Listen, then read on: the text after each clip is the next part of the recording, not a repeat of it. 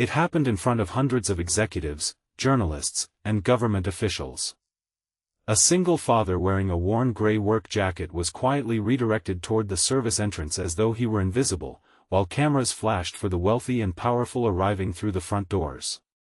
The elegant CEO barely looked at him before making a cold gesture toward the back of the building, believing he was only another maintenance worker. Moments later, the impossible happened. The president of the country stepped away from an official reception, walked directly across the grand lobby, ignored every billionaire waiting for attention, and warmly shook the single father's hand with genuine respect. In that breathtaking instant, the room fell silent, assumptions collapsed, and one woman's pride began to unravel before everyone watching. That if you believe kindness, forgiveness, hope, and second chances can change lives, please take a moment to like this video, leave a thoughtful comment, share it with someone who needs encouragement today, and subscribe to our channel so you can continue this journey with our community. Graham Mercer had never cared much about appearances. Life had taught him that polished shoes and expensive suits could disappear overnight, but honesty, resilience, and compassion stayed with a person forever. 6 years earlier he had lost his wife, Eleanor, to a sudden illness that turned an ordinary spring into the darkest season of his life. Overnight he became both father and mother to his 8-year-old daughter, Claire. Every morning began before sunrise with breakfast, school lunches, homework packed into a faded backpack, and a quiet promise that somehow tomorrow would be a little easier. There were months when bills stacked higher than hope, but Graham never allowed Claire to see fear on his face.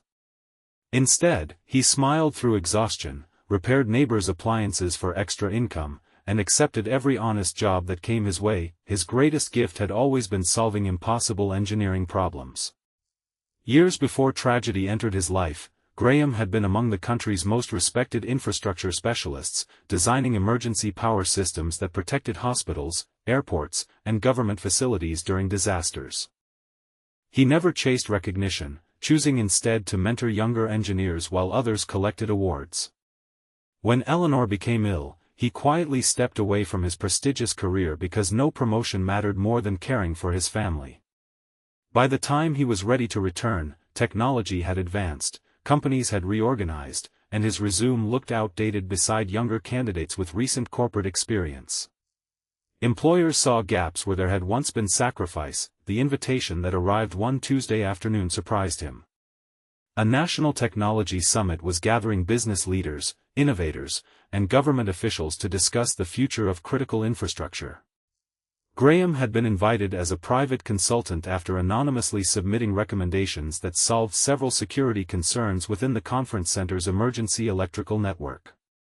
The organizers had appreciated his technical report enough to request his presence during final inspections before the event officially began.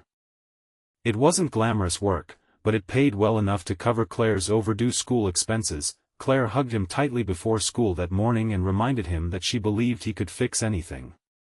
Those simple words stayed in his heart as he drove toward the enormous convention center beneath bright blue skies. The building sparkled with glass walls reflecting the afternoon sunlight. Luxury cars lined the entrance while television crews prepared for the arrival of prominent guests. Graham parked in an employee lot, gathered his worn leather notebook filled with handwritten calculations, and walked toward the front entrance carrying only quiet confidence. Inside the lobby stood Vivian Caldwell, the celebrated CEO responsible for hosting the summit. She was admired across the business world for transforming her technology company into an international success. Her determination had built an empire, but years of constant praise had slowly convinced her that first impressions rarely lied. She measured people almost instantly by appearance, posture, clothing, and confidence. Her schedule was packed with interviews, investors, and political leaders, leaving little patience for anyone she assumed would slow the day. When Vivian noticed Graham approaching, she saw faded work boots, inexpensive clothing, and tired eyes carrying the weight of years. She never noticed the intelligence quietly hidden behind them. Believing he belonged to a maintenance crew, she calmly informed him that service personnel were expected to enter through the back entrance because preparations for distinguished guests were underway. She spoke politely enough to avoid public criticism, yet every word carried the unmistakable message that he did not belong among those entering through the front. Graham felt the familiar sting of being judged before anyone knew his story. He could have argued. He could have displayed the invitation resting inside his notebook. Instead, he simply nodded and walked toward the rear entrance. Years of raising Claire alone had taught him that preserving dignity often meant refusing unnecessary battles. As he disappeared around the building, a few employees exchanged uncomfortable glances, sensing something unfair had just happened but lacking the courage to challenge their powerful employer. Inside the service corridor, Graham immediately noticed irregular vibrations beneath the flooring. His trained instincts recognized that one of the backup generators was carrying an uneven electrical load. While technicians focused on computer displays, he quietly examined several distribution panels and realized a hidden synchronization fault could shut down the entire emergency network if the building experienced even a brief power interruption. He calmly documented the issue and informed an operations supervisor, who thanked him without fully understanding the seriousness of the discovery. Meanwhile, excitement filled the convention hall as government officials prepared for the president's arrival. Security teams completed final sweeps while reporters rehearsed introductions. Vivian moved confidently from one conversation to another, proud that months of planning had created such an impressive event. Just minutes before the opening ceremony, a minor electrical fluctuation rippled through the building. Lights flickered for only a second, but Graham instantly understood the danger. He hurried toward the generator control room where alarm indicators confirmed his fears. One incorrect automated response would overload every backup circuit, trapping thousands of attendees without climate control, communications, or security systems. Without waiting for recognition or permission, Graham carefully recalibrated the synchronization sequence using calculations he performed almost entirely from memory. His movements remained calm despite the growing urgency surrounding him. Within moments, the alarms disappeared, electrical load stabilized, and the convention center returned to perfect operation before most people even realized anything had happened. Word quickly spread through security personnel that an unknown consultant had prevented a potentially disastrous systems failure. Before anyone could identify him, the president arrived. The welcoming ceremony unfolded beneath brilliant afternoon sunlight pouring through the glass entrance. Executives lined the red carpet expecting handshakes, photographs, and introductions. Vivian stood proudly near the front, anticipating another successful moment in her remarkable career. Instead, the president paused unexpectedly after entering the building. His eyes searched beyond the elegant crowd until they settled on Graham standing quietly near an equipment cabinet with grease still visible on one sleeve. Without hesitation, the president walked directly toward him. Every conversation stopped, every camera turned, every executive watched in stunned silence. The president smiled warmly before extending both hands toward Graham with unmistakable affection and respect. Years earlier, when catastrophic storms had crippled several hospitals during a national emergency, Graham's emergency infrastructure designs had kept life support systems operating across multiple cities. Although government officials had offered awards and publicity, Graham had declined every ceremony because Eleanor was already battling her illness, and his only priority had been returning home to her. The president had never forgotten the humble engineer whose work quietly saved countless lives while asking for nothing in return. The gratitude expressed in that handshake carried years of remembered service. The president publicly acknowledged Graham's lifelong commitment to protecting people rather than pursuing recognition, explaining that many lives existed today because one engineer consistently placed responsibility above applause. Vivian felt every confident assumption collapse inside her.